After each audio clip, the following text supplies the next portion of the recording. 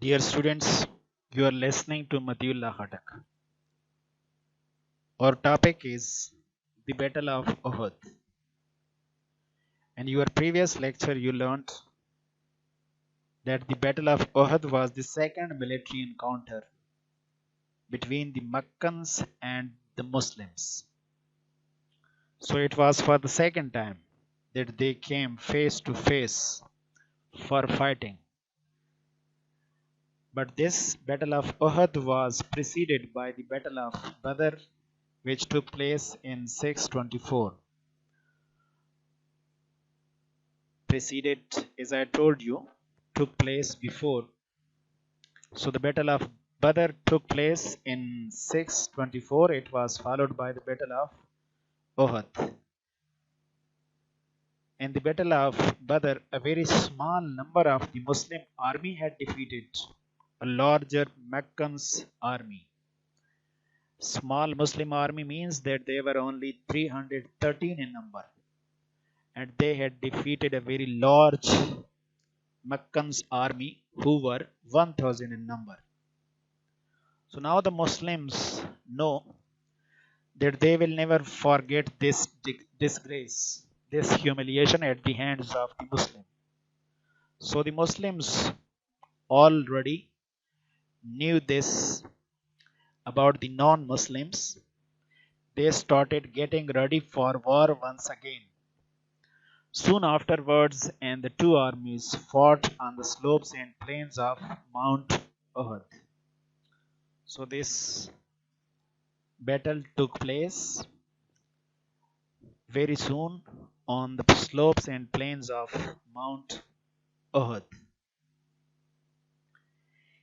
These are the major objectives which you need to keep in mind while listening to the video lecture throughout the chapter.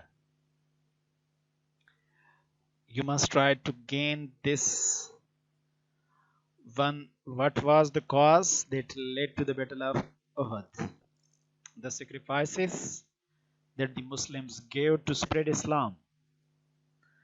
And one should obey the leader's instruction wholeheartedly, besides carrying out duties and responsibilities honestly. And most importantly, this battle was declared a drawn battle because none of the parties won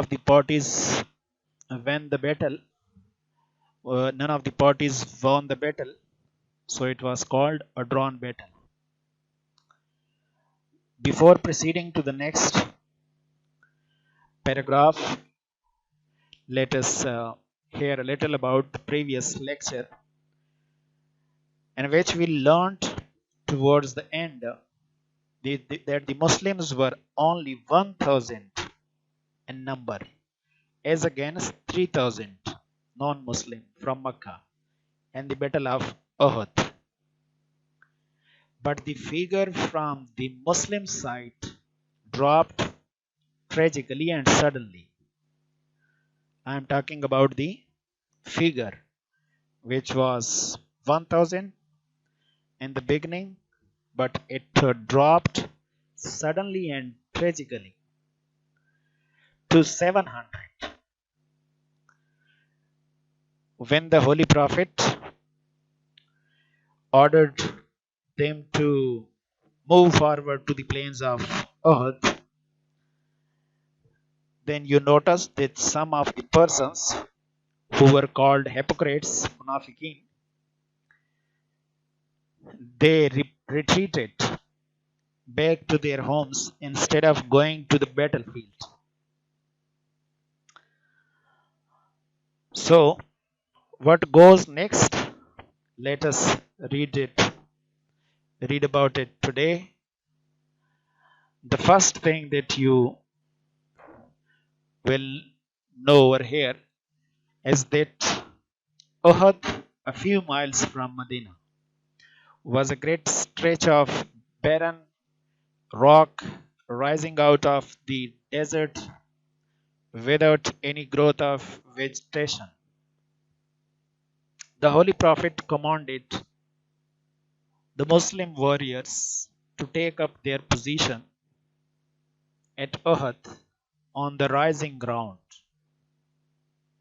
As you can see, the Holy Prophet had instructed them to take up their position over here, the rising ground of the Uhud. A band of archers took up positions on the adjoining mound behind the main position.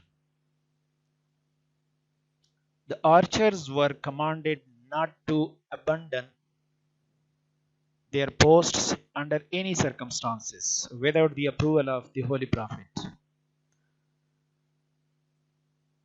So they were asked not to leave their posts, not to leave their position under any circumstances until they are asked by the Holy Prophet Sallallahu Alaihi Wasallam.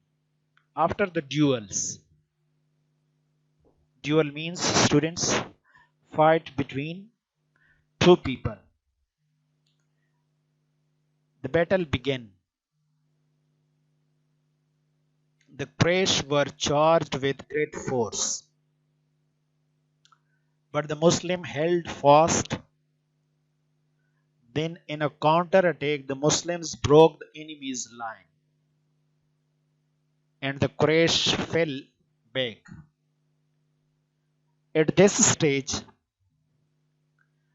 the contingent of the Muslims archers, contrary to the instructions of the Holy Prophet, left their position in order to plunder the camp of the retreating Quraysh. Khalid bin Walid, who had not yet converted to Islam, was commanding a contingent of the Quraysh. He rushed with his contingent of cavalry and occupied the position after killing 10 of the Muslim archers who had stayed behind. This exposed the Muslims to an attack from the rear as well as from the front that changed the course of the battle. The defenses of the Muslims were broken, and in the confusion that followed, many Muslims were martyred. Hamza radiallahu anhu, an uncle of the Holy Prophet, fell fighting. A Sahabi, Mus'ab bin Umair radiallahu anhu, who had some physical resemblance with the Holy Prophet, he fell fighting, and seeing his dead body, the Quraysh shouted that Muhammad had been killed. So they kept shouting for a long time that Muhammad had been killed, that they have killed Muhammad sallallahu alaihi wasallam. Actually, he was Mus'ab bin Umair, who had great physical resemblance, physical similarities with the Holy Prophet. And the second thing you should note over here, that it was in this battle, if you are asked, in which battle did Hazrat Hamza radiallahu anhu got martyrdom, you should know that Hazrat Hamza radiallahu, an uncle of the Holy Prophet, who was a real uncle of the Holy Prophet, he fell fighting in this battle. So let us see the important and notable points and words which you think are difficult to understand. So the first thing that you notice over here is that Uhud was a few miles away from Medina. So the exact number of the miles has not been supplied. It was only a few miles. It has not been told that it was 3 miles or 5 miles or 7 miles. Keep this in mind. It was only a few miles away from Medina. And the second thing you learn about Uhud is that it was a great piece of barren, dry. Barren means dry, infertile, which doesn't produce anything like vegetation or greenery or grass. So it was a great stretch of piece of barren, desert, dry, infertile land where you could see, and you can see over here as well, rock rising out. There were rocks standing out of the desert. So in this desert, there were only rocks, mounds that were standing, and these rocks were without any growth of vegetation. They were dry rocks.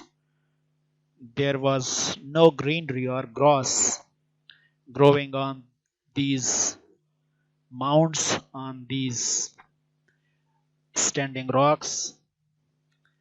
So this is, as you can see in the picture, these are dry, infertile rocks standing on this desert land.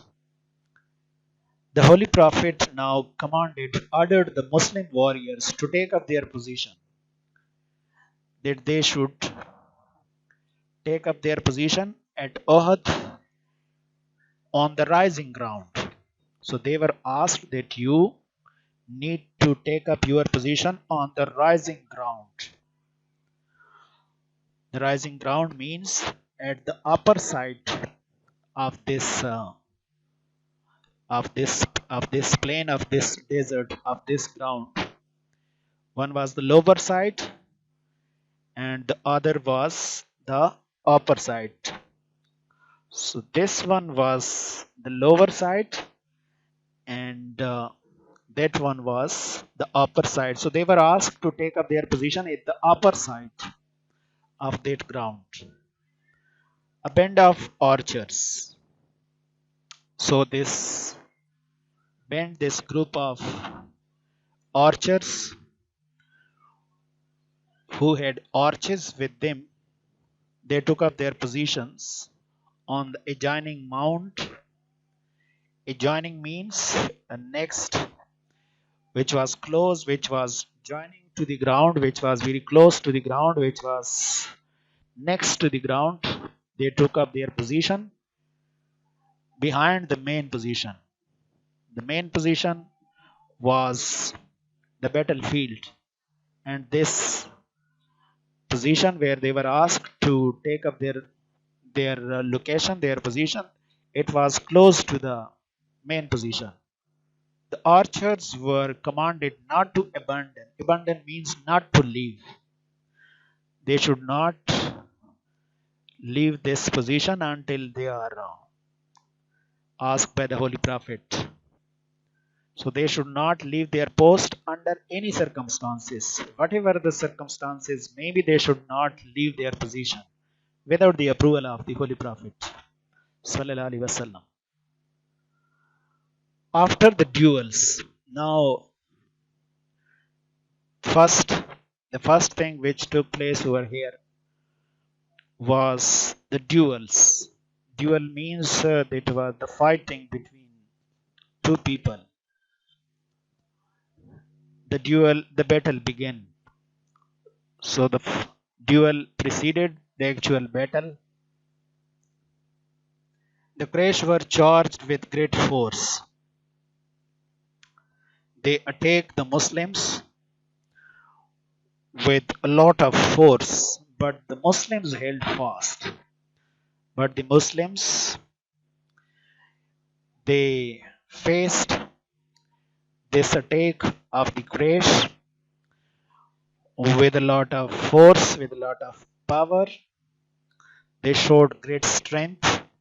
So up, they held up their position very strong. And then in a counter attack, in opposing attack, in a defensive attack, the Muslims broke the enemy's line. Broke lines means weaken them in strength. Weaken them in strength in their defensive attack, in their opposing attack. The Muslims broke the enemy's lines. The Muslims were successful in breaking the strength of the Quraysh, and they started moving back. They started falling back. At this stage, the contingent, this band of archers of the Muslims, contrary to the instructions of the Holy Prophet, they violated, they went against the instructions of the Holy Prophet.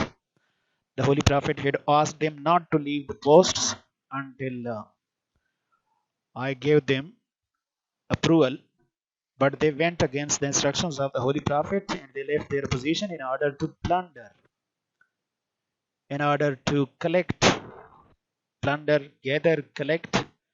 camp of the retreating Quraysh, in order to get something from the camps, some valuable things from the camps of the retreating Quraysh, those who were falling back. Khalid bin Walid. So this is the most important thing to note, that Khalid bin Walid was leading uh, that band of the Makkans who went to the archers, killed them, and attacked the Muslims from the rear, from the back, which turned the total situation, and the Muslims had almost lost this battle, all because of this man Khalid bin Walid, who had not yet converted to Islam. He had not by then accepted Islam. He was commanding a contingent of the Quraysh. So this person was leading the band of the Quraysh. He rushed with his contingent of cavalry. Cavalry means who were riding on horses, back on horses. So he rushed with his contingent on cavalry back and occupied the position after killing 10 of the Muslim archers. So he took hold of the position after killing 10 of the Muslims archers. Only 10 were left there. The remaining had come down to the camps and they were collecting valuable things of the Quraysh. So they were killed. The remaining 10 were killed by them. This exposed the Muslims to an attack from the rear. So the Muslims were attacked from the back as well as from the front. The rear from the back as well as from the front. That changed the course of the battle.